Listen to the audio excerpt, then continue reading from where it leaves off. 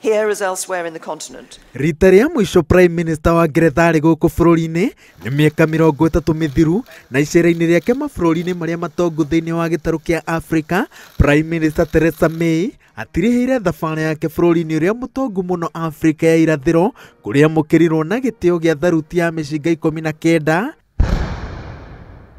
19 tondũ nĩ Prime Minister, President na Commander wa mbũtũ ya mbirarũ nĩwe ũheagwo gĩtĩo kĩa mĩcinga 21. We have very strong links, very strong people-to-people links as well as links between our governments and links between our businesses. And there are real opportunities, I think, for us to strengthen those bonds and to strengthen that partnership for the future. Thutha wa mĩario na President Uhuru Kenyatta, May nĩetĩkĩrĩte atĩ mbeca cia ungumania ũndũ ũmwe na cio hahami wa indo cia mũingĩ ihithagio bũrũri-inĩ wa Ngeretha na mangĩ maingĩ gĩtarũ-inĩ kĩa Rũraya na njĩra ya kũgũra nyũmba na mĩgũnda.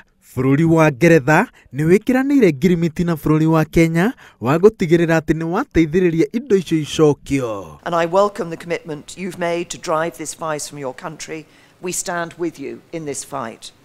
And today, as you say, we signed an agreement to ensure that any proceeds of corruption in Kenya that end up in the UK will be given back to the Kenyan people and spent for their benefit. We have a similar arrangement with Switzerland.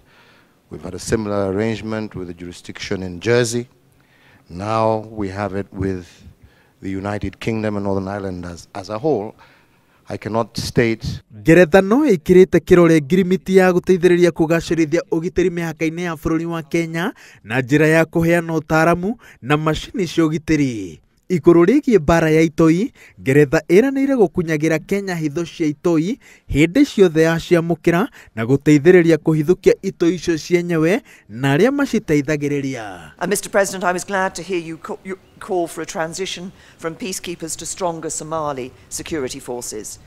This is what the UK wants too, and as we work towards this, we're leading international efforts to ensure AMISOM has the funding it needs to support its vital battle against terror. And I will announce a new package of funding to support the African Union mission in Somalia. President Uhuru Kenyatta nĩ anyitĩte ũgeni onjoria kuma bũrũri-inĩ wa Ngeretha moke maigithie bũrũri-inĩ na kĩranĩro gĩa atĩ bũrũri wa Kenya ũgũikara ũkĩgacĩrithagia mĩtaratara ya kũgucĩrĩria aigithia. It's not just that we're going out with a begging bowl, no.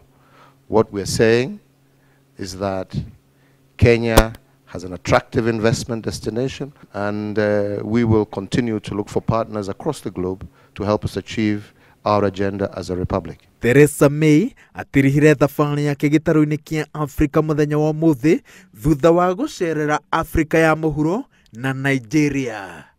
Ngĩribotera Inooro TV, njĩtagwo Waweru wa Nyambura.